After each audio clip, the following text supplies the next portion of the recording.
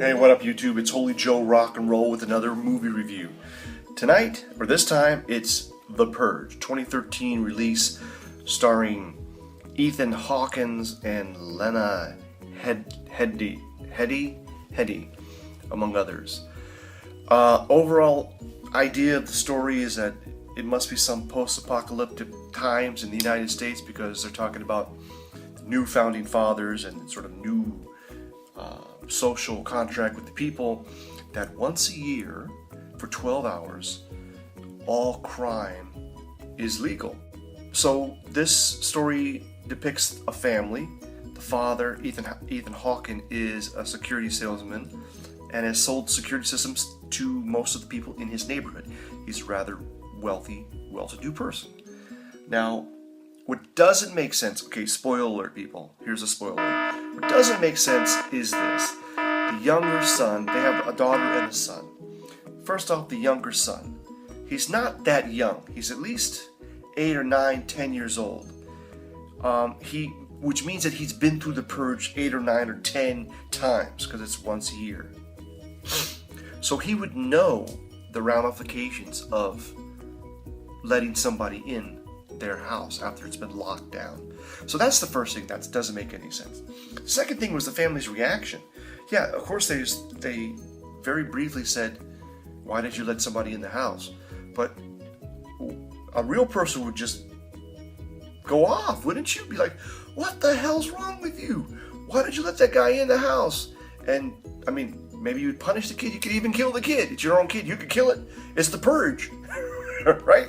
And you could get away with it. I mean, that's kind of how stupid it was. Now, another early sort of side story is the daughter. She has a boyfriend that the father doesn't approve of. Somehow, this kid sneaks in the house and is in the house after it's locked down during the purge. So he claims that he's going to go talk to the father and try to square things away, right? But in fact, he tries to kill the father. And of course, it's the purge time, so he could kill him legally. You know, his logic is, you know, your father doesn't want me to be around you because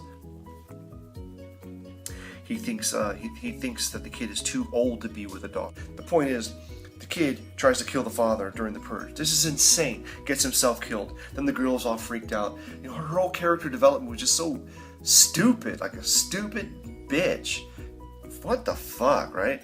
All right, later on, these people come that have been chasing this black man that the younger son let in the house because he was injured, crying for help. All right. And they say, give us this guy or we're going to kill all of you. You got 1 hour. They can't find the guy. Now, he's wearing dog tags, which tries to imply that maybe he's a veteran, but the vigilantes outside claim that he's a homeless pesticide or homeless, useless degenerate, and they want to kill him. And that's another theme of the movie. Is unemployment is super low, like 1%. Crime is super low, like almost non-existent, because of the purge. Which means that during these purge times, you know, the undesirable people, or the poor, or the people who can't afford to secure themselves, get wiped out. Okay, so don't know who this black guy is. His character's never really developed, except that he wants to live. He doesn't want to die. So, but then he does a brave thing. Finally, they catch him. They tie him up. There's a fight. And the father, Ethan Hawke, you know, you got to leave. Other guys are going to kill my family. And the homeless guy says, okay, save your family. Let me out. And they never do. They never actually release him. It's implied that he knocks his chair over, grabs a knife, and cuts himself loose, which is good because what happens later is the family did a fair good job killing off some of these vigilantes, but then the neighbors come through, kill off all the vigilantes, and then they think they're like, thank you. Oh, by the way, the husband gets stabbed with this big ass knife, and he's bleeding internally. You know he's gonna die. I mean, there's no way you can save this guy. The neighbors come, kill off the vigilantes, save the family momentarily. But then, just when you think the family's safe, the neighbors turn on the family. That's when the homeless black guy shows up out of nowhere with a gun, and I guess he kills at least one person. He kills at least one person and forces these neighbor vigilantes to stop. Okay, and then the mother, Lena, Headey, basically says there's going to be no more killing. Now, that doesn't look. Your husband just got killed. Your neighbors turned on you. It's the purge. It happens once a year. Are you going to let that go? That doesn't make any sense. Yeah, I understand what is it trying to be. That I mean, I don't know what the point of that part is. You know, it's not a revenge flick exactly, but that's the troubling thing. Is what are you trying to show, that this family still has some sort of values or something, that they're not going to kill off the these people who tried to kill you. It's legal, right? And then even the neighbor, 1 minute before the purge is over, she tries to kill this woman. It's just insane. So that part's sick, and that's why the Lena Headey character should have killed off all these bastard neighbors.